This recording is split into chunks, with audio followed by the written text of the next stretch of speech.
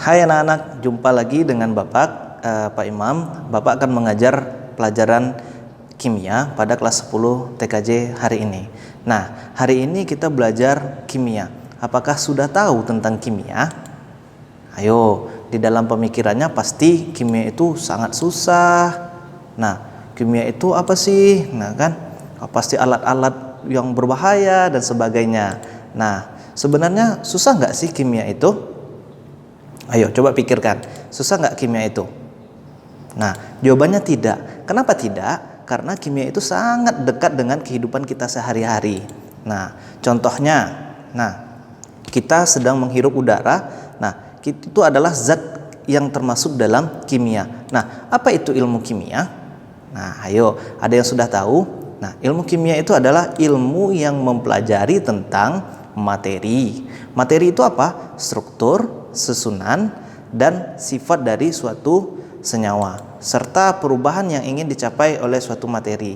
Nah, pada bab hari ini kita akan menggali kompetensi yang ingin kita capai, yaitu memahami konsep materi dan perubahannya. Nah, materi itu apa? Nah, materi itu adalah segala sesuatu yang menempati ruang dan memiliki massa. Nah, sekarang Bapak berada di suatu ruangan kelas. Apakah Bapak termasuk materi? Iya, Bapak termasuk materi karena Bapak memiliki massa dan Bapak menempati ruang. Dan sekarang anak-anak Bapak, apakah termasuk materi? Iya, kita semua di alam dunia ini kita termasuk materi. Pertanyaannya adalah, apakah balon udara termasuk materi? Ayo, coba pikir. Balon udara termasuk materi atau tidak ya? Nah, ini salah satu contohnya. Ini termasuk materi? Ya, ini juga termasuk materi. Nah, ini juga termasuk materi. Kenapa termasuk materi? Karena materi itu bisa kita kelompokkan. Nah, kelompok materi itu ada dibagi menjadi 3. Ada yang bersifat padat, cair, dan gas. Apa yang bersifat padat? Padatnya, volumenya, bentuknya pasti tetap. Kalau cair bagaimana? Cair itu volumenya tetap tapi bentuknya selalu berubah-ubah sesuai wadahnya. Sementara zat gas itu bentuknya dan volumenya selalu mengisi seluruh ruangan yang di tempatnya. Nah, ini adalah salah satu bagian dari klasifikasi materi yang akan kita bahas pada hari ini. Nah, apa saja? 1. Materi.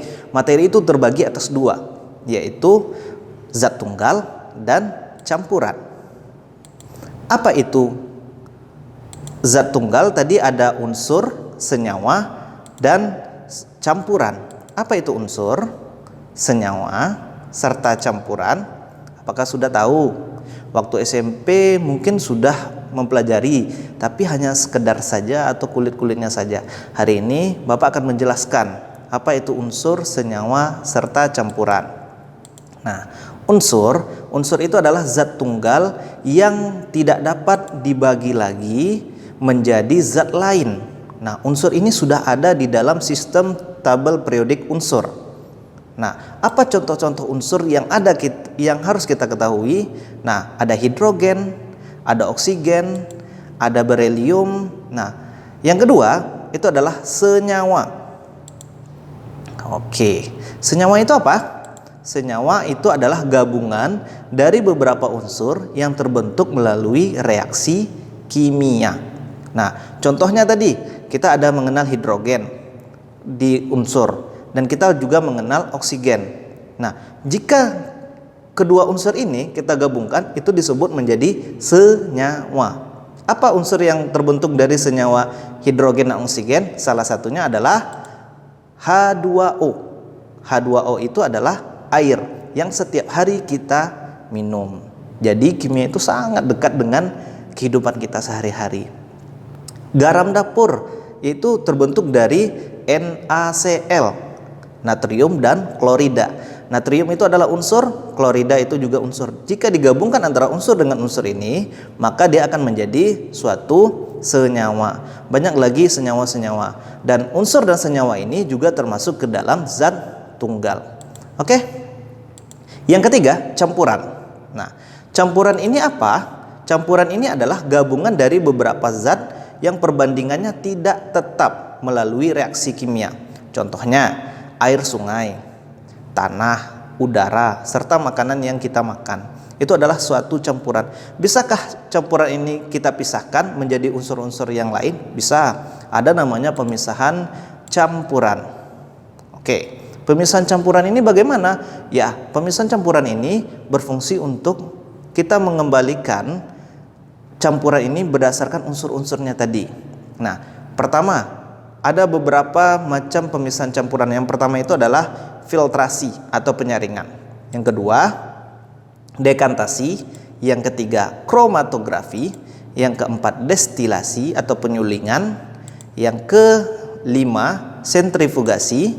Yang keenam, evaporasi. Yang ketujuh, pengayakan. Yang kedelapan, sublimasi. Yang kesembilan, kristalisasi atau pengkristalan. Salah satu contoh pengkristalan ini adalah pembuatan garam dapur. Dan yang terakhir adalah ekstraksi. Kita mengekstrak. Nah, oke. Banyak zat-zat yang sangat kita butuhkan dalam kehidupan kita sehari-hari. Dan zat-zat itu adalah kimia. Oleh sebab itu anak-anak Bapak yang baru masuk ke SMK ini jangan mengatakan bahwa kimia itu susah, kimia itu sulit, kimia itu bergantung dengan zat-zat yang berbahaya. Tidak, ya. Kimia itu adalah zat-zat yang sangat kita butuhkan, zat-zat yang sangat mudah kita alami. Karena apa? Karena masuk ke dalam kehidupan diri kita. Salah satunya adalah oksigen. Ingat, oksigen tadi apa? Unsur, senyawa atau campuran? Nah, beda ya, unsur, senyawa dan campuran. Kalau unsur itu adalah zat tunggal yang tidak dapat dibagi lagi. Senyawa adalah zat tunggal yang masih bisa kita pecahkan menjadi unsur melalui reaksi kimia. Sementara yang ketiga itu adalah campuran.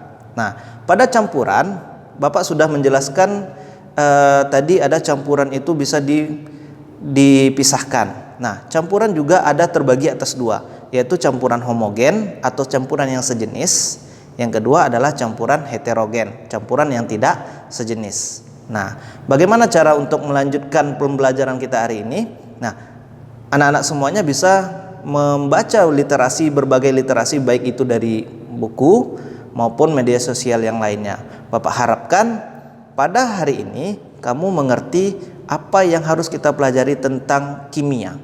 Ya, kimia itu bukan hitung-hitungannya saja, tetapi kimia juga mengenai dalam kehidupan kita sehari-hari. Jangan takut pada kimia, love in chemistry. Oke, terima kasih, sampai jumpa pada pertemuan selanjutnya. Bye bye.